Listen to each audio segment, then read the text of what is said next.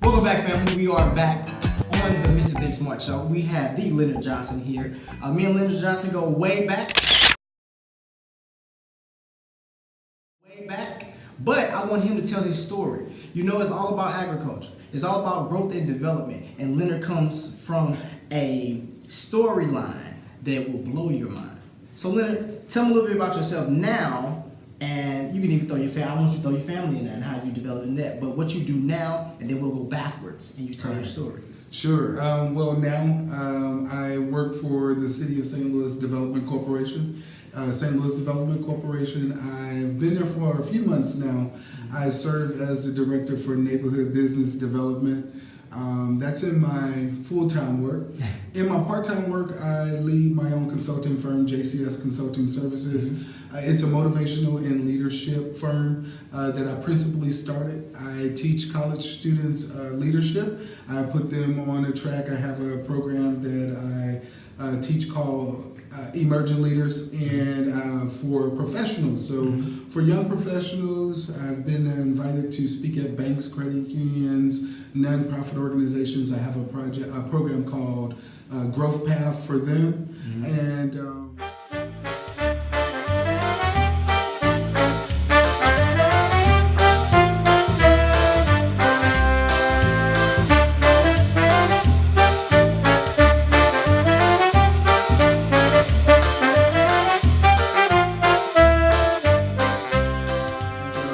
that's sort of what I'm doing now. I have a family. Beautiful family. Thank you, thank you.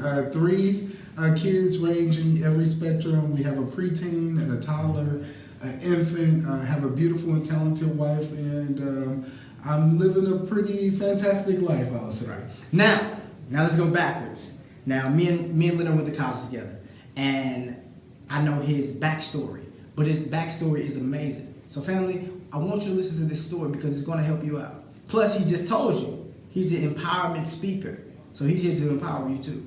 So tell me a little bit back where you come from, and we'll go from there. Sure. I was born and raised in East St. Louis.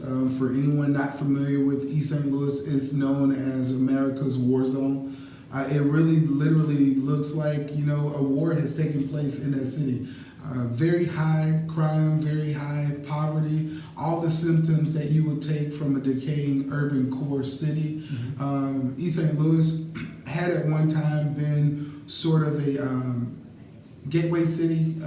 It was very booming in its economy, in the manufacturing industries, and white flight took place like it did just about everywhere in the United States between the 50s and the 80s, and along with it, a lot of resources left our community. I grew up in a household that was very religious. However, I was the baby of 6 kids, so I was the last one born, but I was the first one to graduate from high school. And so I didn't have a lot of examples at home to look after. I began to see the life and the lifestyle that my older siblings lived, and decided I wanted a different path. And so I took to my friends, my church, the larger community, and it paid off for me. I wanted to go to college. I thought that was very important, to go to college, and I wanted to go to Morehouse College. It was the premier school for African-American males. I'm an African-American male, I need to be there. Got into Morehouse off of a reevaluation of my application, and I got down there and I literally stayed for just one day because I couldn't afford to stay. And my parents didn't have great credit, and I had gotten couldn't get a Parent Plus loan to stay down there, and I came back. Yeah, off of humbug. I came back, and a friend of mine said, well, there's this HBCU, and that was important to me to go to a historically black college or university. There's one in St. Louis, and I figured I would go to this one in St. Louis called Harris-Stowe State University, which is where you and I met. Right. And as you know, I was able to do a lot of phenomenal things at Harris-Stowe. Being a first-year college student, had an opportunity, the opportunities I just feel like had I stayed at Morehouse, I wouldn't have had. Being president of our Student Government Association, literally traveling traveling the United States representing HARRIS-Stowe in St. Louis. I had flown for the first time to California. I've gone to San Francisco twice, to Las Vegas.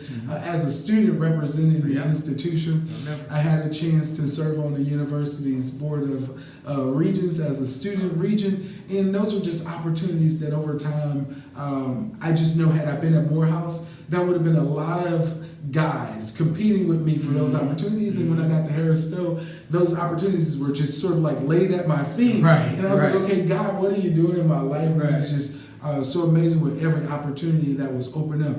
And I said all of that to say because I wanted to talk about those times. That's just one example, utilizing my school, and I can go over examples in my professional life where the circumstances were not great, but if we're talking about grief, I think in order to grow, you have to have a determined spirit that no matter how bad things look, no matter how bad things get, like I still come out a winner.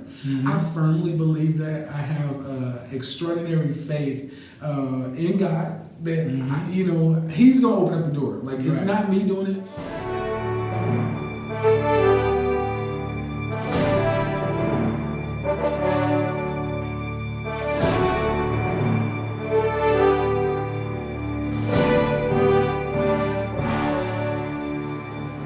Me doing it, it's going to happen, and things happen in this time, and so I've learned a lot in my young years, and had a lot of opportunities. But again, I think if it was just that one nugget to growth, it was determination. Man, that is a mouthful. I know.